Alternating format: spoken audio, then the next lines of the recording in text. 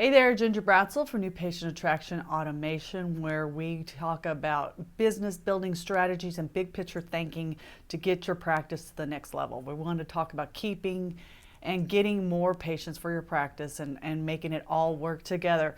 And this is a real life situation I wanted to cover this time. Questions I get like this all the time. You've probably come across this situation too. And so it's just a good time to talk about it. So if it's the end of a quarter, fiscal year, end of the year, a lot of times employers will switch dental insurance. And so we're all familiar with that. And as much as we say we're not dependent on dental insurance or, we don't participate in it, those changes affect you. And if you ignore those, that is unwise to do because you are in a business. So, if the industry shifts and something becomes obsolete or outdated and you are on a higher ground saying, oh, it doesn't affect me, I don't pay attention to that, that's naive. You really have to watch what's going on in your community, in your area, what's going on with your marketplace, and who you serve and what's associated with them. So do not turn that off ever. Don't turn that sensor off. And so the question was, I just want to refresh my memory. The email came from one of our clients. A major employer in the area, we'll say that, was switching insurances. They were going to DMSO for a particular insurance, and they're like, we're not going to take it. That was the first thing they said, and it's going to be about 400 to 600 patients in our office. And that was all it was. So we got on a phone during one of our strategy sessions, and so I dived a little deeper before they made those decisions.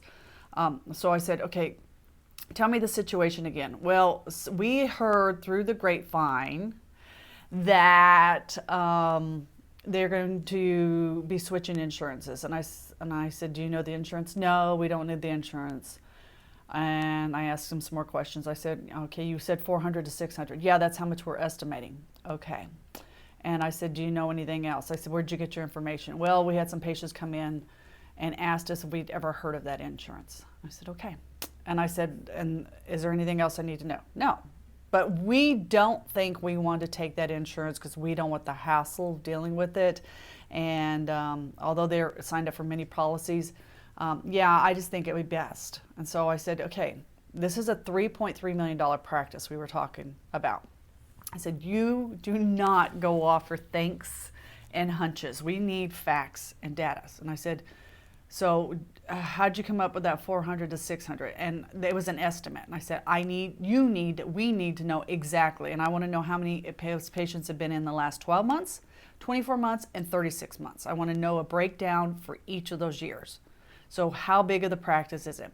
And besides patient numbers, which those are important because those are people, but also I want to know dollars revenue that was generated from those patients and also what that insurance actually paid off. So before we do anything, I want you to do that. Give me real data. So they pulled those numbers to make a better assessment. And I said, do we know this is for sure? And they don't. I said, have you reached out to that human resource department? And the script, she said, well, I don't know how to ask them or bring up the conversation. I said, well, if it's your existing patient, I would call your patient and say, hey, who's in charge of that at your insurance office, at your employer in human resources? I just want to get some good information for you.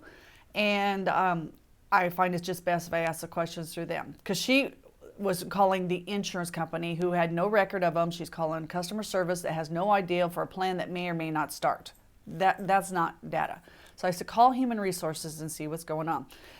Once you get the information, of course, and then they call the patient, and the patient has a connection with somebody in human resources, an actual human connection, a communication, a relationship that was really valuable to find out. And it came out that they were switching, they had a choice of two different plans.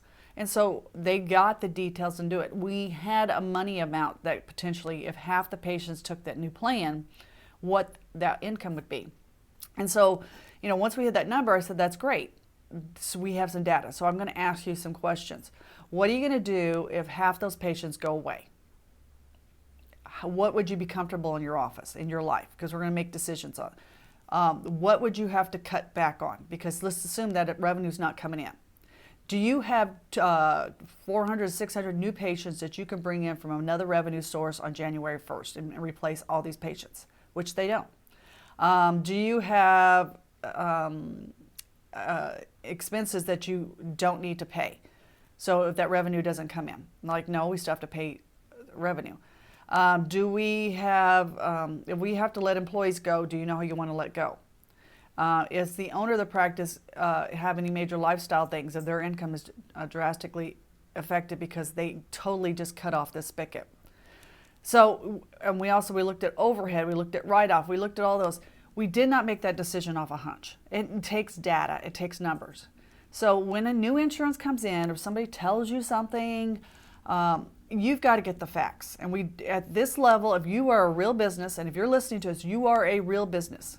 If you have 4 employees, or you have 25, or you have 12 offices, you have to do it on the basis of numbers and real data.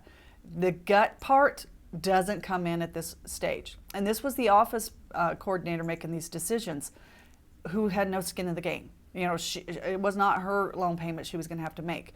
And I'm not trying to disparage her or anything, but none of this had any merit to make that decision until we got all that data. And then we take all the pros, we take the con, and then we can make an educated decision based on what we had. And so, you know, situations tend to be one way, we think, but in reality, we have to do some projections on the other. So don't pull a knee-jerk reaction just because insurance is changing. Or, you know, even if you don't take insurance, it's going to affect you because patients are going to ask those questions. You've got to have real numbers, real data. And scaring your patients is not it. Making guesses in the dark is not it. And just making up numbers and guesstimating is not it. We've got to have the facts. So those are your walking orders. If somebody's changing insurance, you've got to get the information. You've got to see how much income's coming in from those. You've got to see exactly how many patients, and we look at it at a 12, 24, and 36-month basis. I put more emphasis on the 12 and the 24. The 36 is just to support the data, to make sure there wasn't a freak year in one of those, and really find out what's going on. So if that's something you're interested in, if that's something, because that's something we do with our clients, if you want to be one of our mastermind clients, our coaching clients, or work with us privately, hey, reach out to us at results@gingerbradsell.com, and we will get you going on the process and see if it's a good fit for you and what we do for our clients is making that happen. But it is always my pleasure being with you, and I love these strategy tips. So take care until next time. This is Ginger signing off. Bye-bye.